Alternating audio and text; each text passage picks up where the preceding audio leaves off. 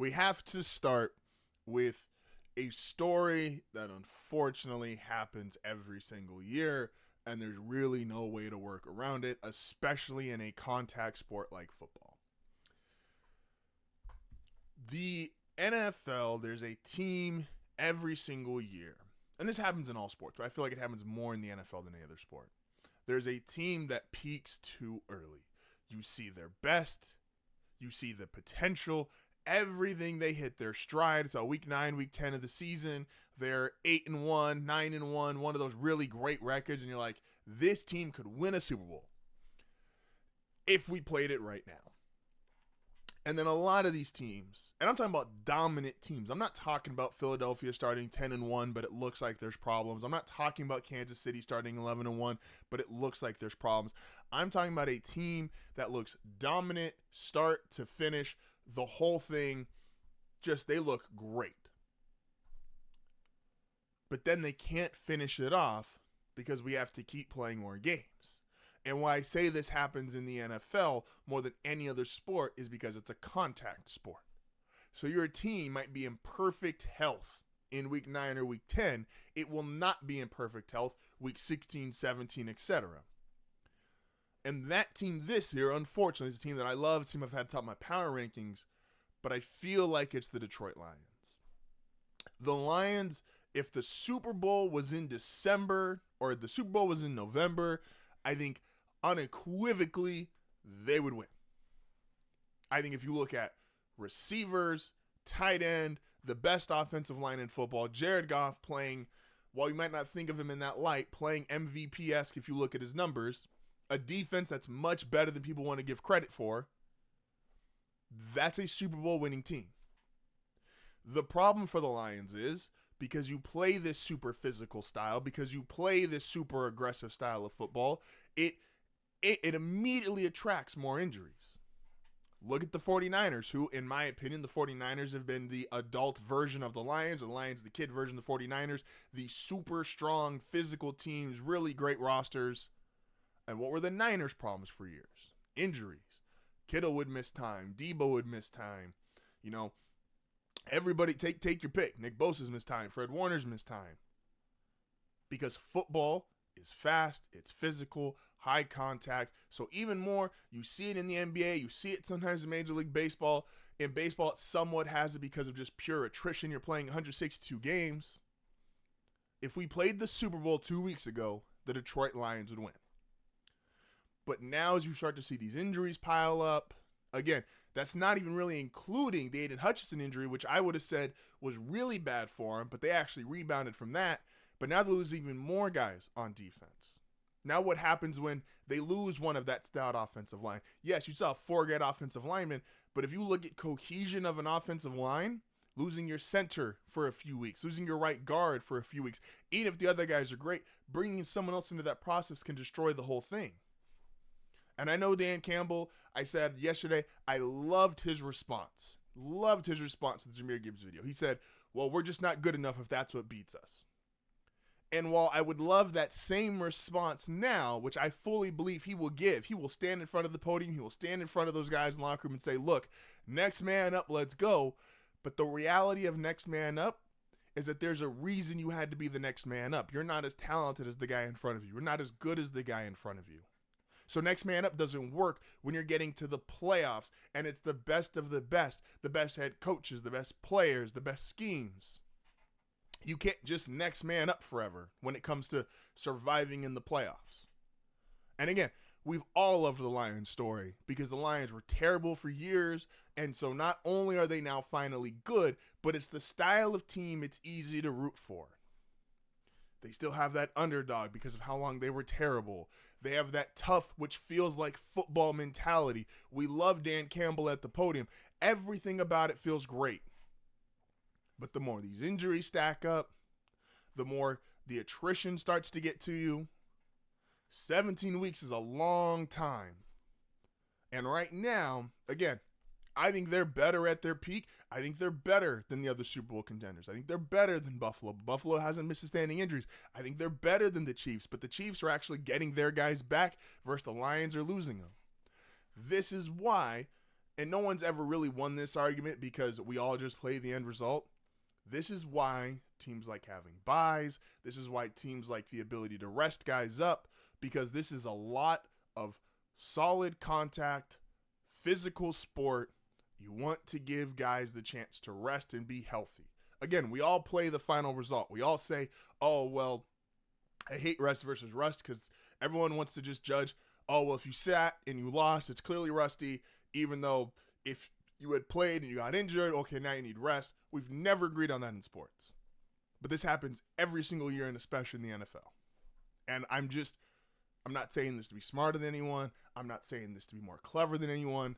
I'm honestly saying this as it's disappointing to see another fan base go through it, where you watch this team that is clearly deteriorating. And again, they play tomorrow night against the Packers, and I think they're better than the Packers outright. I think they're better than the Vikings. I think they're better than, if you played it today, they would win the Super Bowl. Or if you played it 2 weeks ago before these injuries started to really mount up. And injuries like this, you could say, oh, well, it's just unlucky. Injuries always mount up at this point of the season. And go look at the last several years, as the NFL has included more games on Christmas, as the NFL has included more games Thursday night football, Black Friday. These guys are now on different schedules than they've ever been in their life playing professional football. That leads to more injuries. That leads to, tapping out sooner. The stamina is different. All these different things. These are some of the best athletes in the world, but this is the reality. So it's unfortunate. I love the Lions, and we've all loved the Lions story. But I think they're going to end up being the team that when we look back on, we're like, yeah, they probably peaked a little too early. Now they're sustaining too many injuries. And, if they do this and prove me wrong, clap it up for them. You got to give it to them. But for right now, kind of feels like just a little too early. You guys are at your best, just a little too early. Transitioning from that to, I grew up, and I think there's now enough evidence of this, where I grew up, and one of the things they always said about quarterbacks is that you could coach his feet. A lot of quarterbacks in the league, and they don't really have the best footwork, especially in college, and a lot more pistol, shotgun, more what was traditionally considered a college offense versus getting under center, taking the snap, doing a 3-step, 5-step, 7-step drop in the NFL, which is more pro-rated. So they always said, you could fix someone's feet. You could fix someone's timing with schemes.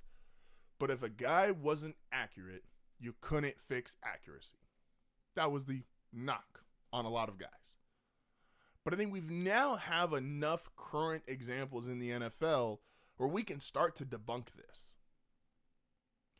Lamar Jackson is more accurate as an NFL quarterback than he was as a college quarterback. And don't bring up stats, because even inaccurate guys, Tim Tebow was inaccurate both college and pros, and I loved watching Tim play.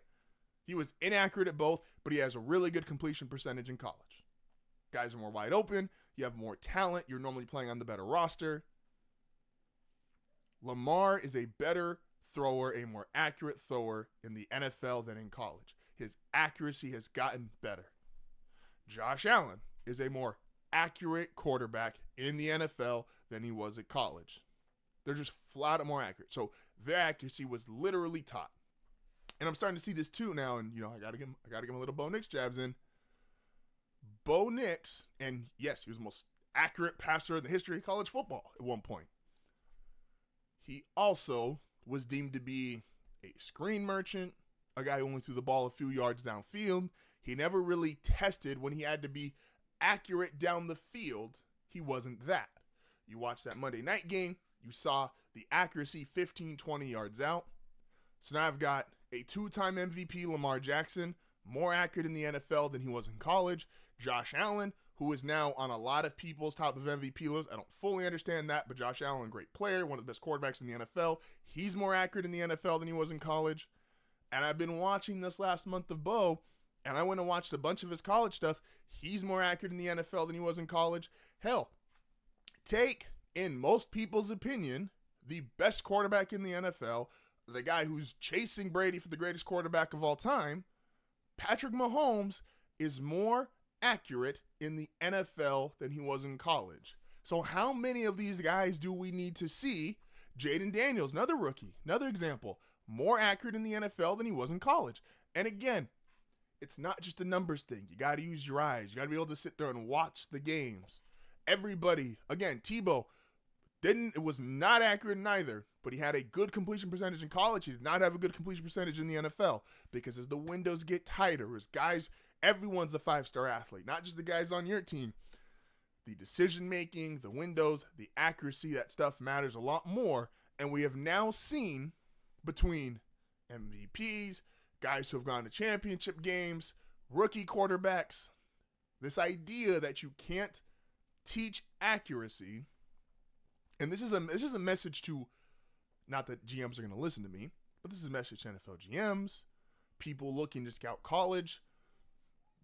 If you have, it used to be, you had to at least be accurate. And while that's obviously the best start because you would like your quarterback to be accurate off rip, if he has everything else and he's just pretty accurate, but he's not NFL accurate, that can be coached. That can be taught. That can be improved on, which was something that was blasphemous for decades. You weren't accurate, you weren't accurate. And that was the number one thing they held against you. And again, not mad at who they held it against. I understand it. But as we get new information, we have multiple examples. Again, 2-time MVP, one of the best quarterbacks on the planet, 2 of the rookies from what is becoming one of the best rookie classes. Look at even a couple years ago, a class that's going to be considered as one of the best rookie quarterback classes of all time. Herbert, Tua, Jordan Love. Love's more accurate in the NFL than he was in college. Jalen Hurts is more accurate in the NFL than he was in college.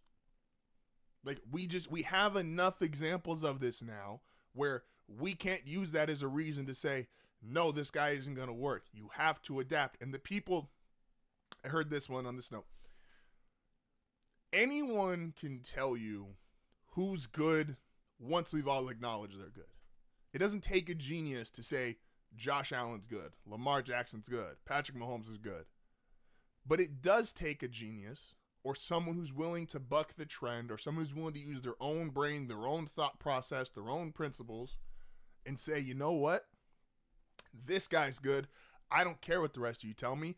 I see X, Y, and Z in their game, and I know that will translate, and that's something that I can coach up. That's something that I can put talent around.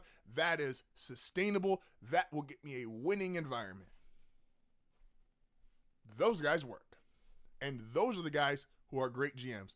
When you see these great draft classes that show up, the all-time draft classes for an individual team, it's the guys who can hit on the 7th rounder, hit on the 6th rounder, hit on the 5th rounder.